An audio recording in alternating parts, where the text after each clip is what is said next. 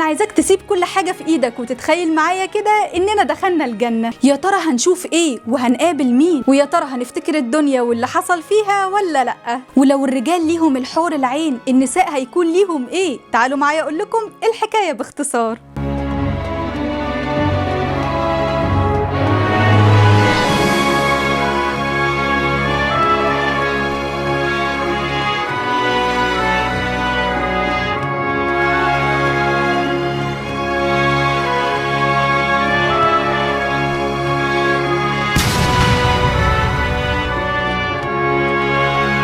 عايزاكم بقى تتخيلوا معايا ان بعد ما ننجح في كل الامتحانات ونعدي الصراط المستقيم وخلاص كل واحد خد حقه واللي سامح وخلاص هندخل الجنة ان شاء الله، ولغاية دلوقتي لسه ابواب الجنة مقفولة، فيخرج سيدنا النبي صلى الله عليه وسلم ويتقدم عند اول واحد عند باب الجنة ويخبط النبي صلى الله عليه وسلم على باب الجنة، فيرد عليه رضوان خازن الجنة فيقول له من انت؟ فيقول له انا محمد. فالملك يقول له بك امرت لا افتح لاحد من قبلك، يعني انا مأمور ان انا ما افتحش لاي حد قبلك. وابواب الجنه مش باب واحد، دول 8 ابواب. انا عايزاكم تتخيلوا ان كل الامم موجوده، امه موسى وعيسى ويوسف وكل الانبياء عليهم السلام، كله مستني اللحظه العظيمه دي، والكل يبدا يدخل والملائكه بتستقبلنا وبتهنينا وبتقول لنا سلام عليكم بما صبرتم. الناس تبدا تدخل الجنه وتبدا تشوف النعيم، وفجاه يلاقوا كبش، فالملائكه يسالوا تعرفوا ايه ده؟ فيقولوا ايوه ده الموت، والحدث ده بقى هيشوفوا اهل الجنه واهل النار مش اهل الجنه بس. ويتذبح الكبش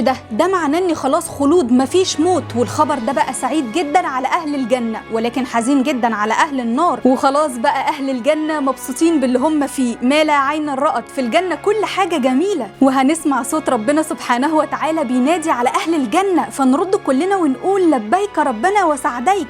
فربنا يسالنا ويقول لنا هل رضيتم بالجنه؟ بعد ما نكون شفنا كل الجنه وكل النعيم اللي فيها. فيرد كل أهل الجنة ويقولوا وما لنا لا نرضى وقد أعطيتنا ما لم تعطي أحدا من خلقك. فربنا يقول أنا أعطيكم أفضل من ذلك. طب إزاي؟ هو في أفضل من كده؟ في أفضل من الجنة ونعيمها؟ فربنا يقول لنا أحل عليكم رضواني فلا أسخط عليكم بعده أبدا. خلاص ربنا راضي عنا ومفيش غضب أبدا. في الجنة هتشوف الأنهار والقصور والثمار، في الجنة هتشوف الذهب واللؤلؤ والحرير، في الجنة كل حاجة مختلفة عن الدنيا. في الجنة ربنا سبحانه وتعالى هيقول لنا تريدون شيئا أزيدكم؟ فهنقول ألم تبيض وجوهنا؟ ألم تدخلنا الجنة وتنجنا من النار؟ يعني هنحتاج إيه أكتر من كده يا رب؟ وهنا ربنا سبحانه وتعالى يكشف الحجاب، ومفيش حاجة أعظم من النظر لوجهه الكريم. يا أنت متخيل الموقف؟ في الجنة هنكون في هيئة سيدنا آدم لأن ربنا خلقه بإيده في أجمل صورة، وهنكون في سن الشباب، يعني مفيش حد عجوز ولا كبير في السن، كله بيتمتع بسن الشباب. يعني هتشوف كل حد عزيز عليك فقدته في الدنيا، وهتشوف أجدادك وأجداد أجدادك في سن الشباب. لا وأجمل حاجة بقى إننا هنشوف سيدنا النبي صلى الله عليه وسلم، سيدنا محمد. أنت متخيل إنك تشوف سيدنا محمد قدامك وتتكلم معاه؟ وهنشوف كل الناس الصالحين اللي سمعنا عنهم، الأنبياء والمرسلين، سيدنا نوح ويوسف وإبراهيم وموسى وعيسى وأبونا آدم وأمنا حواء. وهنشوف أهل البيت، السيدة خديجة والسيدة عائشة وكل زوجات النبي صلى الله عليه وسلم وأهل بيته. هنشوف سيدنا أبو بكر وسيدنا عمر وخالد بن الوليد. أي حد عايز تشوفه هتشوفه في الجنة، أي حاجة عايزها هتتحقق. هنشوف الناس اللي سمعنا قصصهم في القرآن الكريم، أهل الكهف وأصحاب الأخدود. مفيش لا تعب ولا هم ولا غم ولا حزن، مفيش لا حقد ولا غل ولا كراهية، في سلام نفسي وراحة بال. ومفيش أعزب في الجنة، لا ذكر ولا أنثى. زوجتك الصالحة هتكون هي زوجتك في الجنة، وزوجك الصالح هيكون هو زوجك في الجنة. طب والسؤال المهم، إن الرجال ليهم الحور العين، طب والنساء الزوجات بقى هيبقى ليهم ايه؟